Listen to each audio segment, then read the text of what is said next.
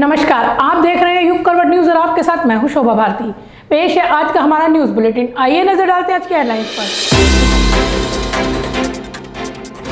25 को सीएम योगी लेंगे शपथ, गाजियाबाद से 500 लोग जाएंगे।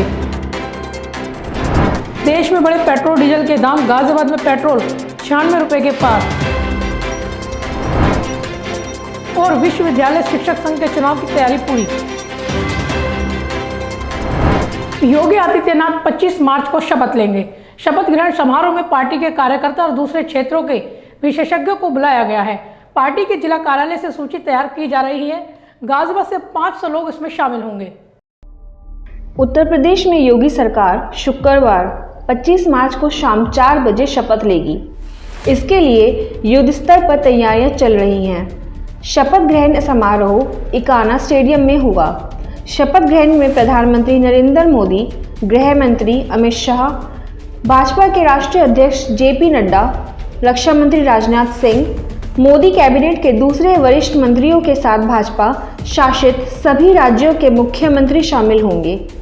शपथ ग्रहण समारोह में शामिल होने के लिए विपक्षी दलों के नेताओं को भी आमंत्रित किया गया है, लेकिन कौन कौन शामिल होंगे यह अभी तक स्पष्ट नहीं है। सोनिया गांधी, राहुल और प्रियंका के साथ मायावती, मुलायम सिंह यादव और अखिलेश को भी आमंत्रित किया गया है। आज सुबह एसपीजी ने पूरे स्टेडियम का निरीक्षण किया। एसपीजी की टीम सुबह इकाना स्टेडियम पहुंची और वहां आने जाने के रास्ते और लोगों के ठहरने की व्यवस्था का निरीक्षण किया। शपथ ग्रहण को ऐतिहासिक बनाने के लिए भाजपा ने पूरी तैयारी कर ली है। भाजपा की ओर से संगठन महामंत्री सुनील बंसल ने कमान संभाल ली है। उन्होंने सभी विधायकों को अपने परिवार के सदस्य व करीबियों के साथ शपथ ग्रहण समारोह में शामिल होने को कहा है। सभी आगंतुकों के लिए आमंत्रण पत्र या प्रवेश पत्र की व्यवस्था होगी, जिसे जिला स्तर पर ही उपलब्ध कराया जाएगा। प्रशासन की ओर से 60,000 से अधिक की भीड़ को देखते हुए तैयारियां की जा रही हैं। हालांकि भाजपा कार्यकर्ताओं के उत्साह को देखते हुए यह संख्या और ज़्यादा भी हो सकती है। शपथ ग्रहण समारोह में बड़ी संख्या में लाभार्थी भी शामिल होंगे। शपथ ग्रहण समारोह में गाजियाबाद महानगर से 500 लोग शामिल होंगे। इनमें भाजपा कार्यकर्ताओं के अलावा कई प्रमुख लोग भी शामिल हैं। भाजपा महानगर अध्यक्ष संजीव शर्मा ने कहा कि सभी मंडलों से कार्यकर्ताओं को लखनऊ में शपथ ग्रहण में शामिल होने के लिए आमंत्रित किया गया है। इसके लिए सूची मांगी गई है। उन्होंने कहा है कि महानगर इकाई की ओर से कोई वाहन की व्यवस्था नहीं की जा रही है। सभी लोग अपने अपने वाहनों से जाएंगे। इसके लिए सभी वाहनों की सूची मंगाई गई है। सभी वाहन पास जिलाधिकारी कार्यालय की ओर से जारी होंगे। उन्होंने कहा कि कार्यकर्ता अपने साथ परिवार के सदस्यों को नहीं ले जाएंगे। सिर्फ विधायक और दूसरे जनप्रतिनिधि ही अपने परिवार के सदस्यों को ले जाएंगे। शपथ ग्रहण करने से पहले आज योगी आदित्यनाथ ने विधान परिषद की सदस्यता से इस्तीफा दे दिया है। वे नई विधानसभा में गोरखपुर सदर के सदस्य चुने गए हैं। योगी आदित्यनाथ ने विधान परिषद के सभापति को अपना इस्तीफा सौंप दिया, जिसे स्वीकार कर लिया गया है। ब्यूरो रिपोर्ट युग करवट। पेट्रोल डीजल के दाम एक बार फिर से बढ़ गए हैं। तेल कंपनियों ने मंगलवार को सुबह इसकी घोषणा की। गाजियाबाद में पेट्रोल 96 रुपए तो डीजल 87 रुपए प्रति लीटर से अधिक हो गया है। घरेलू रसोई गैस भी 50 रुपए प्रति सिलेंडर बढ़ा दी गई है। करीब 5 महीने बाद आखिरकार केंद्र सरकार ने पेट्रोल और डीजल की कीमतों में बढ़ोतरी कर दी है। मंगलवार सुबह से डीजल के दामों में 76 से 86 पैसे की बढ़ोतरी हुई है, तो वहीं पेट्रोल के दामों में 76 से 84 पैसों की बढ़ोतरी कर दी गई है। वहीं रसोई गैस में प्रति सिलेंडर 50 रुपये की बढ़ोतरी की गई है। गाजियाबाद पेट्रोल डीलर्स एसोसिएशन के अध्यक्ष जयवीर सिंह के मुताबिक गाजियाबाद में अब पेट्रोल की कीमत 96 रुपये 9 पैसे और डीजल की कीमत 87 रुपये 61 पैसे है। जानकारों का कहना है कि आने वाले दिनों में पेट्रोल और डीजल की कीमत में और भी बढ़ोतरी होगी। दिल्ली में 1 लीटर पेट्रोल 96 रुपये 21 पैसे प्रति लीटर, जबकि डीजल 87 रुपये 47 पैसे प्रति लीटर मिलेगा। पिछले वर्ष 4 नवंबर के बाद से इन दिनों ईंधन के मूल्य में कोई वृद्धि नहीं की गई थी। जानकार कहते हैं कि 5 राज्यों के चुनाव के कारण मोदी सरकार ने तेल कंपनियों को मूल्य बढ़ाने से रोक रखा था। अंतर्राष्ट्रीय बाजार में कच्चे तेल का भाव $112 प्रति बैरल पहुंचने के बाद रविवार को तेल कंपनियों ने डीजल के थोक खरीदारों के लिए मूल्य में 25 रुपये प्रति लीटर की बढ़ोतरी की थी। ये सामान्य प्रक्रिया है। जब क्रूड ऑयल महंगा हुआ है तो सामान्य सी बात है कि तेल का महंगा होना स्वाभाविक है, और ये किसी सरकार के द्वारा रचित कोई काम तो है नहीं। ये तो एक तरीके से देखा जाए प्राकृतिक आपदा है। यूक्रेन और रूस का जो युद्ध हो रहा है उस वजह से क्रूड ऑयल बढ़ा है, और क्रूड ऑयल बढ़ने की वजह से सामान्य प्रक्रिया में तेल बढ़ा है। आम जनता पे तो स्वाभाविक बात है फ़र्क पड़ना, नेचुरल बात है। आम जनता पे तो फ़र्क हमेशा पड़ता है और हमेशा पड़ता रहेगा। तेल डीलरों का कहना है कि खुदरा मूल्य में धीरे धीरे वृद्धि की जाएगी। वहीं दुनिया के दूसरे देशों के मुकाबले भारत अभी रूस से 28% के डिस्काउंट पर कच्चा तेल खरीद रहा है, जिस कारण यूक्रेन रूस के युद्ध के दौरान कच्चे तेल की अंतर्राष्ट्रीय कीमत बढ़ने के बाद भी भारत में पेट्रोल डीजल की कीमत में बढ़ोतरी नहीं हुई थी। अब चुनाव संपन्न होने के बाद सरकार ने तेल कंपनियों को पेट्रोल और डीजल की कीमत में बढ़ोतरी करने की छूट दी है। देश के कई शहरों में पेट्रोल की कीमत 100 रुपये पार चल रही है। ब्यूरो रिपोर्ट युग करवट। चौधरी चरण सिंह विश्वविद्यालय शिक्षक संघ का चुनाव चल रहा है। इसमें डॉक्टर पंकज शर्मा पैनल ने अपना घोषणा पत्र जारी किया है। इसमें भ्रष्टाचार पर निशाना साधा गया है। पैनल ने अलग अलग कॉलेजों में जनसंपर्क भी किया। चौधरी चरण सिंह विश्वविद्यालय शिक्षक संघ के आगामी चुनावों के संबंध में डॉक्टर पंकज शर्मा के नेतृत्व वाले पैनल ने गाजियाबाद में सघन संपर्क किया।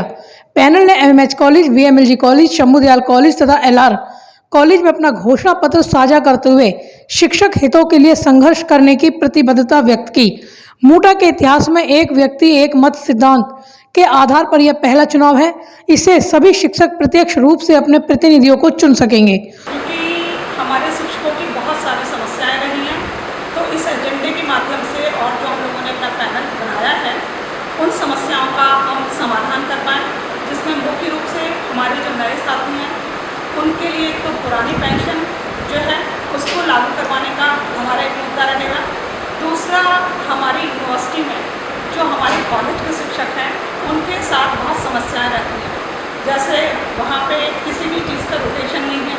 दूसरा, जो हम लोगों की आरटीसी होती थी शोध के लिए, जो हम लोगों के बच्चों को उसका रजिस्ट्रेशन आरटीसी जो होती थी उसमें अभी तक ये था हम लोगों का यूनिवर्सिटी से बिल्कुल अलग रहता है। फिर ये यूनिवर्सिटी और कॉलेज की कन्वीनर एक की है, तो यूनिवर्सिटी का भी कन्वीनर होगा, कॉलेज का भी। पैनल के घोषणा पत्र में पारदर्शिता पर जोर दिया गया है। इसमें शिक्षक कल्याण कोष तथा मूटा के फंड का आंतरिक तथा बाहरी ऑडिट कराने पर जोर दिया गया है। इसे वेबसाइट पर कोई भी देख सकेगा और अपनी आपत्तियां तथा सुझाव दर्ज कर सकेगा।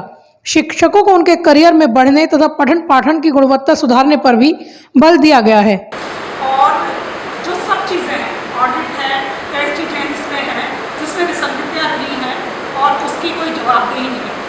तो हम लोगों का मुख्य चीज़ यह है कि हर चीज़ के प्रति जवाबदेही हो, हर जगह ट्रांसपेरेंसी हो, कहीं भी किसी शिक्षक को कोई परेशानी नहीं। घोषणा पत्र का एक महत्वपूर्ण बिंदु संस्थागत भ्रष्टाचार से लड़ने तथा पुरानी पेंशन बहाली के लिए संघर्ष करने के लिए भी है। इसके साथ ही प्रबंध तंत्र द्वारा अनापत्ति देने, शिक्षकों के समयबद्ध रूप से वेतन निकासी तथा महिला शिक्षिकाओं को होने वाली समस्याओं के निराकरण के लिए शिकायत प्रकोष्ठ बनाने की भी बात कही गई है। एमएमएच कॉलेज में पैनल ने एक प्रेस कॉन्फ्रेंस को संबोधित करते हुए कहा कि विश्वविद्यालय की परीक्षा तथा शोध में महाविद्यालय तथा विश्वविद्यालय के शिक्षकों के मध्य भेदभाव को समाप्त करने के लिए संघर्ष किया जाएगा। ब्यूरो रिपोर्ट, युग करवट न्यूज। साहिबाबाद थाने में एक महिला ने जमकर हंगामा किया। उसका कहना है कि पुलिसकर्मियों को मुफ्त में खाना नहीं दिया तो उसके पति को हवालात में बंद कर दिया गया। हालांकि पुलिस ऐसी किसी बात से इनकार कर रही है। योगी राज में गाजियाबाद पुलिस की मुफ्तखोरी की आदत सामने आई है। ये महिला प्रतिभा पांडे है, करनगेट क्षेत्र में खाना बेचती है। प्रतिभा के आरोप बेहद संजीदा हैं। इनका कहना है कि साहिबाबाद पुलिस इनके यहाँ से मुफ्त में खाना ले जाती है। होली के दिन खाना नहीं दिया तो पुलिस इनके पति को उठा कर ले आए। इनको अपने पति से मिलने नहीं दिया गया और धारा 151 में मुकदमा दर्ज कर लिया। ये पुलिस वाले आए दिन जाते रहते हैं खाना मांगने के लिए और खाना उन्हें दिया जाता। होली के दिन ये हुआ कि 2 पुलिस वाले जाते हैं और खाना मांगते हैं, तो 3-4 बार हॉर्न बजाने के बाद जब ये जाते हैं तो कहते हैं कि भाई तू मेरी आवाज़ नहीं सुन रहा, तुझे काम करना है या नहीं करना। तो ये कहते हैं कि सर हुआ क्या है, कह रहे कि मैंने तुझसे इतनी बार हॉर्न बजाया और उसके बाद में आके खाना तूने हमें नहीं लगाया, आप देख तेरे साथ हम क्या करते हैं। मैंने कहा ठीक है सर, जो करना हो कर लीजिएगा आप। और वो चले जाते हैं। कल 21 तारीख 3रा महीना मार्च 2022 में ये लोग क्या करते हैं, जाते हैं और कोई एक गाड़ी वाला था, उसने ऑर्डर किया था, वो अंदर क्या खा पी रहा था हमें नहीं पता, क्योंकि जो ऑर्डर दिया उसने, हमने उसको ऑर्डर वहाँ पे पहुँचाया। पुलिस वाले आते हैं कि तुम लोग यहाँ पे बार खोल रखा, ये खोल रखा, वो खोल रखा है। हमने कहा सर अगर हमारे रेस्टोरेंट के अंदर कुछ ऐसा हो रहा हो तो आपको जो करना हो आप वो करिए, हमें कोई प्रॉब्लम नहीं है। वो वहाँ से उठाते मेरे हस्बैंड को, आशीष पांडे को, और कोतवाली को लेके आते, पहले इधर उधर घुमाते हैं, 6 लोग हैं, फिर उसके बाद उनको लेके आते हैं यहाँ पे। मैंने इनसे आने के बाद में पूछा कि सर मुझे FIR की फ़ोटो कॉपी कर दिखाओ, तो कह रहे मैंने 151, पहले ये कहते हैं मुझसे कि क्या कहते हैं इन्होंने मार पिटाई करी। मैंने कहा सर जिनके साथ मार पिटाई करी है आपने उनका कहीं मेडिकल कराया हो। सुबह से दोपहर तक साहिबाबाद थाने में हंगामा चलता रहा। पुलिस भी किसी जवाब देने से बचती रही। बाद में अधिकारियों ने कहा कि इसके ढाबे पर शराब बेची जाती है, लोग वहां बैठकर शराब पीते हैं, इसीलिए ये कार्रवाई की गई है। ब्यूरो रिपोर्ट युग करवट। उत्तर प्रदेश में MLC चुनाव के लिए नामांकन प्रक्रिया पूरी हो गई है। इस बीच हुई कुछ घटनाओं से लोकतंत्र खतरे में नजर आया। एटा में समाजवादी पार्टी के उम्मीदवार से मारपीट तक की गई। यूपी में MLC चुनाव है, पर यहां लोकतंत्र को मजाक बनाया जा रहा है। विपक्षी दलों के उम्मीदवार पर्चा तक नहीं भर पा रहे हैं। ठीक यही तस्वीर जिला पंचायत चुनाव में भी देखने को मिली थी। तब भी समाजवादी पार्टी के उम्मीदवारों से नामांकन पत्र छीन लिए गए थे। अब फिर से यही सब देखने को मिल रहा है।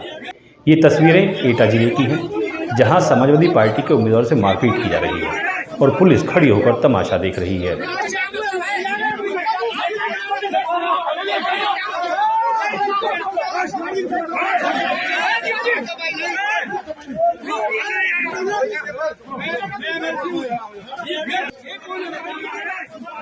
बताया जा रहा है कि सपा उम्मीदवार उदयवीर सिंह और राकेश यादव नामांकन करने पहुंचे थे, तभी भाजपा समर्थक वहां आ गए और दोनों के साथ मारपीट शुरू कर दी।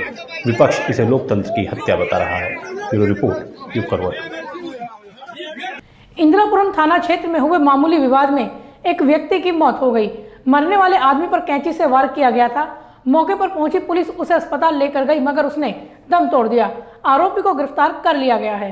देखिए, कल रात एक सूचना मिली थी कि मुस्तकीम नाम के एक व्यक्ति जो वहीं स्वर्ण जयंती पार्क के पास झुग्गी झोपड़ी में रहते थे, उनको किसी व्यक्ति ने उनको घायल कर दिया है। इस सूचना पे उन्हें उनके परिजनों द्वारा अवंतिका हॉस्पिटल ले जाया गया और पुलिस को सूचना दी गई, जहां उन्होंने उनको मृत घोषित किया डॉक्टरों द्वारा। उसके बाद उनका PM पंचायतनामा के लिए भेज दिया गया। बाकी इस पे उनके परिजनों से एक तहरीर प्राप्त की गई। तहरीर प्राप्त करके जब उसकी पड़ताल की गई तो ज्ञात हुआ कि छत्रपाल नाम के व्यक्ति ने आपसी कहासुनी में विवाद में उनसे, जैसा कि छत्रपाल द्वारा बताया गया, कैंची से उनके सीने पर वार किया, जिससे उनकी मृत्यु हो गई। सर, विवाद कुत्तों को लेकर बताया जा रहा है। इस संबंध में पड़ताल की जा रही है। विवेचना क्रम में जैसा भी आएगा उस संबंध में अवगत कराया जाएगा। नोएडा में सड़क पर रखे ट्रांसफार्मर में आग लग गई। बड़ी मुश्किल से आग पर काबू पाया गया। इस दौरान बाजार में अफरा तफरी मची रही। यहाँ पहले भी इस तरह की घटनाएं हो चुकी हैं।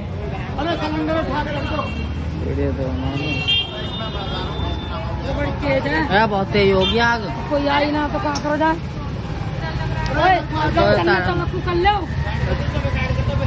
गाजियाबाद शहर में ऐसे कई स्थान हैं जहां हर समय ट्रैफिक जाम की स्थिति बनी रहती है। साहिबाबाद भी इससे अछूता नहीं है। यहाँ रेलवे अंडरपास के नजदीक बड़ा जाम लगता है। कुछ लोगों ने इसकी वीडियो बनाकर मुख्यमंत्री कार्यालय को शिकायत दी है।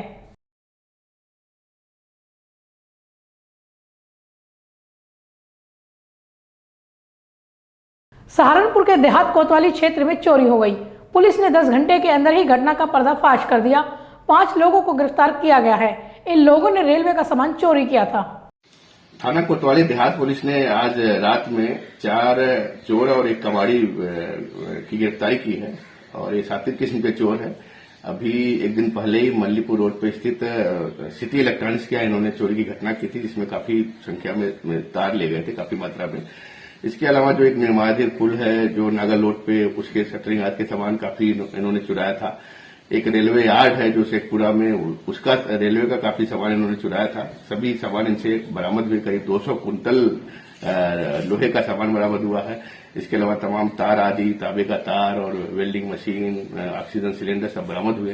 ये लगातार इसी तरह की चोरी घटनाएं करके एक गोडाउन इन्होंने बना रखा था जहां पे इसको सामान को सब गला देते थे और उसको फिर सप्लाई करके अपना आपस में पैसा बांट लेते थे। एक बड़ी कामयाबी ये कोतवाली देहात पुलिस को इसमें मिली है। तो फिलहाल आज के लिए इतना ही। गाजियाबाद और आसपास की खबरों के लिए देखते रहिए युग करवट और विस्तार से खबरों को जानने के लिए पढ़िए युग करवट न्यूज़पेपर। सब्सक्राइब कीजिए युग करवट। नमस्कार।